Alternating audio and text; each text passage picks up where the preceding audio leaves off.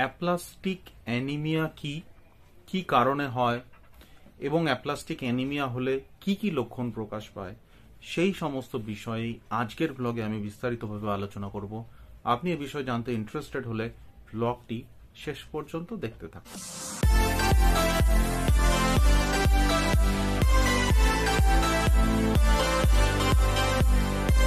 Hello viewers, welcome to doctor on YouTube. আমি doctor Joydeb, আমি একজন কনসালটেন্ট প্যাথোলজিস্ট।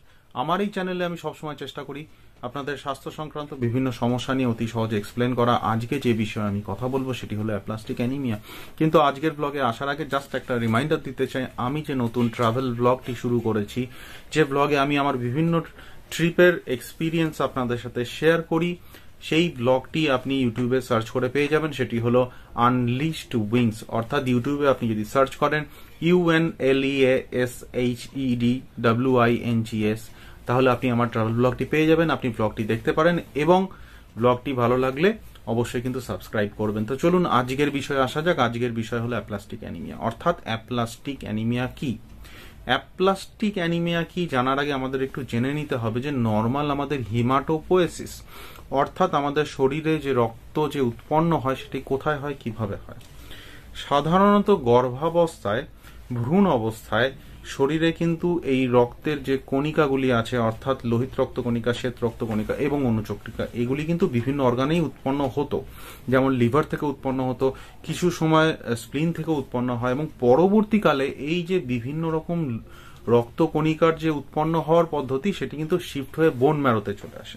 বোন ম্যারো আমাদের শরীরে বিভিন্ন যে অস্থি আছে তার কেন্দ্রে থাকে হচ্ছে বোন ম্যারো। এই বোন ম্যারো থেকেই বিভিন্ন রক্তকণিকা উৎপন্ন হয় পূর্ণবয়স্ক মানুষের ক্ষেত্রে। সাধারণত জন্মের পর থেকেই ধীরে ধীরে এই যে রক্তকণিকা উৎপন্ন হওয়ার যে প্রসেস যেটা, সেটি কিন্তু আস্তে আস্তে বোন ম্যারোতে চলে আসে।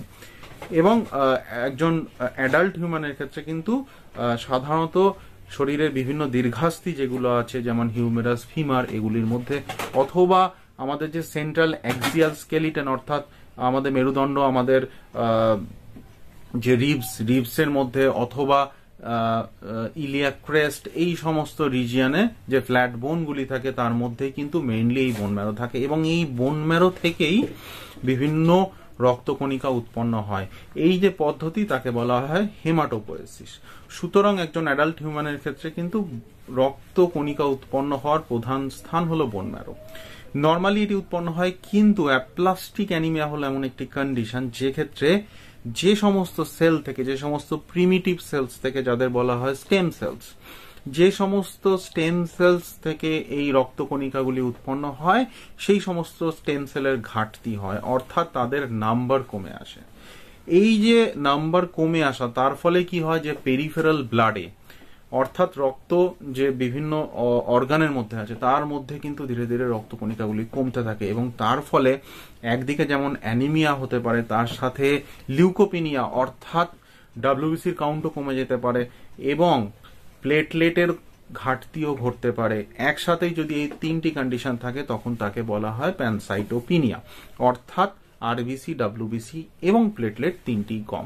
তো অ্যাপ্লাস্টিক অ্যানিমিয়া এমন একটি কন্ডিশন যে ক্ষেত্রে বোন ম্যারো থেকে, যে প্রিমিটিভ সেল থেকে এই সমস্ত রক্তের উপাদান উৎপন্ন হয় তার ঘাটতি হয়, এবং এই যে ঘাটতি হয় সেটি কিন্তু দুটি কারণে হতে পারে। কোনো জেনেটিক কজে হতে পারে, যেগুলিকে সাধারণত একসাথে বলা হয় কনস্টিটিউশনাল অ্যাপ্লাস্টিক অ্যানিমিয়া, অথবা কোনো অ্যাকোয়ার্ড কজ, অর্থাৎ যেগুলি নন জেনেটিক কজ, যেগুলো বিভিন্ন এক্সপোজারের জন্য হতে পারে।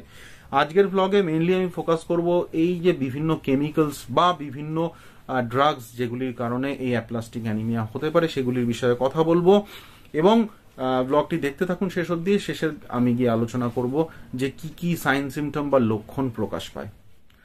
তো এখন জেনে নেওয়া যাক যে কি কারণে এই অ্যাপ্লাস্টিক অ্যানিমিয়া হয়ে থাকে।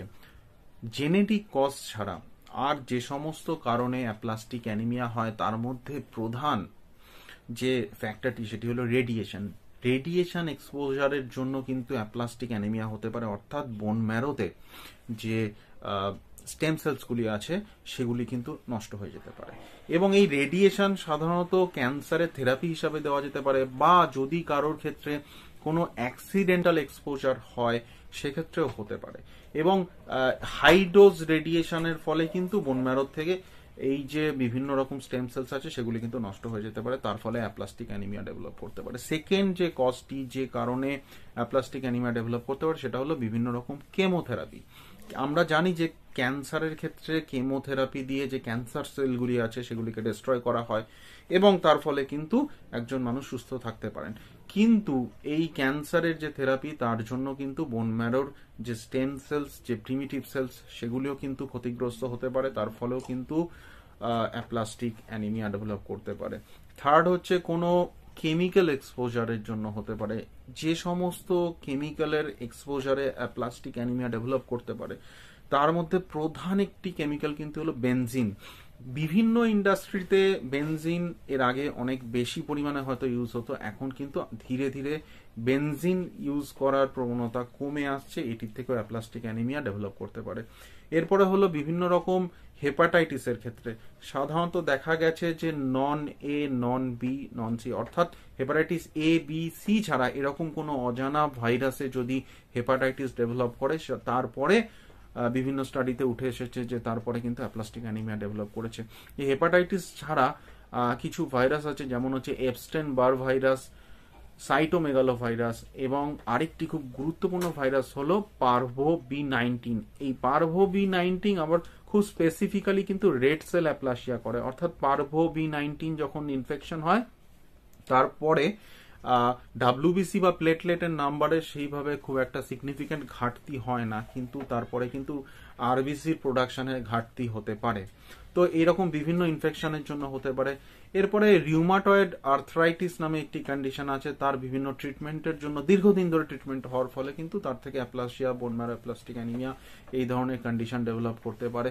খুব কম কিছু ক্ষেত্রে প্রেগনেন্সির সময়ও কিন্তু এই কন্ডিশনটি ডেভেলপ করতে পারে। এবং আরেকটি ফ্যাক্টর যেটি সব থেকে ইম্পর্টেন্ট এবং যেটি ম্যাক্সিমাম ক্ষেত্রেই দেখা যায় যে সেটি হলো আননোন কোনো ফ্যাক্টর। হয়তো কোনো ফ্যাক্টর আছে, সেটা এখনো ডিসকভার্ড হয়নি, এবং অনেক অনেক অ্যাপ্লাস্টিক অ্যানিমিয়ার ক্ষেত্রেই কিন্তু সেই আননোন কিছু একটা ফ্যাক্টর থাকে যেটির কারণে হয়তো বোন ম্যারো অ্যাপ্লাসিয়া হয়। এবার আমরা জানবো যে অ্যাপ্লাস্টিক অ্যানিমিয়া হলে কি কি লক্ষণ বা সাইন সিমটম প্রকাশ পায়। অ্যাপ্লাস্টিক অ্যানিমিয়ার ক্ষেত্রে আমি যেটা বলেছি যে যদি প্যানসাইটোপিনিয়া হয়, অর্থাৎ লোহিত রক্তকণিকা, শ্বেত রক্তকণিকা এবং অনুচক্রিকা যদি তিনটি কমে আসে, তাহলে এর তিনটি যে ফ্যাক্টর, তিনটি যে উপাদান, তার তিনটির জন্য কিন্তু সেপারেট কিছু সাইন সিমটমস থাকতে পারে। তার মধ্যে প্রথমেই যেটা আসি সেটা হচ্ছে যে আরবিসি বা লোহিত রক্তকণিকা। লোহিত রক্তকণিকা যদি কমে আসে তার জন্য অ্যানিমিয়া ডেভেলপ করে, অর্থাৎ সেক্ষেত্রে একজন মানুষের দুর্বল লাগতে পারে, তার চামড়া শরীরের ফ্যাকাশে হয়ে যেতে পারে, তার সাথে তার উইকনেস ডেভেলপ করতে পারে, তার প্যালপিটেশন অর্থাৎ বেশি পরিশ্রম করলে বুক ধড়ফড় করতে পারে। তো এইরকম বিভিন্ন রকম ফিচার্স আসতে পারে। ডাব্লিউবিসি বা শ্বেত রক্তকণিকা কমে আসার জন্য বিভিন্ন সময় ইনফেকশন হতে পারে, ইনফেকশন হওয়ার চান্স অনেক বেড়ে যায়, তার জন্য জ্বর, সর্দি, কাশি বা শরীরের অন্য কোনো স্থানে কোনো ইনফেকশন কিন্তু রেগ হতে পারে, অর্থাৎ কি বারবার ইনফেকশন হতে পারে এবং খুব অল্প কিছুতেই একটা বড় ইনফেকশন হয়ে যেতে পারে। তো এইরকম ডাব্লিউবিসি কমে আসার জন্য রেকারেন্ট ইনফেকশনের সম্ভাবনা বাড়ে। প্লেটলেট কমে আসলে তার জন্য বিভিন্ন রকম ব্লিডিং ম্যানিফেস্টেশন হয়, অর্থাৎ শরীরের বিভিন্ন স্থান থেকে ব্লিড করতে পারে, অর্থাৎ যেমন মাড়ির থেকে ব্লিড করতে পারে, নাক থেকে ব্লিড করতে পারে, মহিলাদের পিরিয়ডের সময় এক্সেসিভ ব্লিডিং হতে পারে, খাদ্য নালীর ভিতরে ব্লিডিং হতে পারে, এবং চামড়ার নিচে অনেক সময় সামান্য প্রেসারেও কিন্তু ব্লিডিং স্পট অ্যাপিয়ার করতে পারে, যেগুলিকে পারপিউরা, ইকাইমোসিস এরকম তার সাইজের উপর ডিপেন্ড করে নামকরণ করা হয়। তো এই যে তিনটি যে কম্পোনেন্ট, অর্থাৎ আরবিসি, ডাব্লিউবিসি এবং প্লেটলেট, তো এদের কি প্রপোর্শনে ডিক্রিজ করছে তার উপরে কিন্তু মেজর প্রেজেন্টিং সাইন সিমটমস কিন্তু অ্যাপিয়ার করে। তো আজকের ব্লগে আমরা জানলাম যে অ্যাপ্লাস্টিক অ্যানিমিয়া কি কি কারণে হয় এবং এটি অ্যাপিয়ার করলে কি কি সাইন সিমটম ডেভেলপ করতে পারে। পরবর্তী ব্লগে আমি আলোচনা করব যে অ্যাপ্লাস্টিক অ্যানিমিয়া এই কন্ডিশনটি কিভাবে ডায়াগনোসিস করা হয় এবং এর কি কি ট্রিটমেন্ট অপশন আমাদের কাছে অ্যাভেলেবেল আছে, সেই বিষয়ে আমি পরবর্তী ব্লগে আলোচনা করব। আপনি যদি আমাদের চ্যানেলটিতে নতুন হন তো চ্যানেলটি সাবস্ক্রাইব করতে পারেন, ভিডিওটি ভালো লাগলে একটি লাইক দিতে ভুলবেন না, এবং আমার যে ট্রাভেল ব্লগটি আছে সেটির লিঙ্কও আমি নিচের ডেসক্রিপশন বক্সে শেয়ার করে দেবো, সেখান থেকে ক্লিক করে আপনি ব্লগটি ভিজিট করতে পারেন, ভালো লাগলে ব্লগটি সাবস্ক্রাইব করতে পারেন। Till then, take care and stay fit, be healthy. Thank you.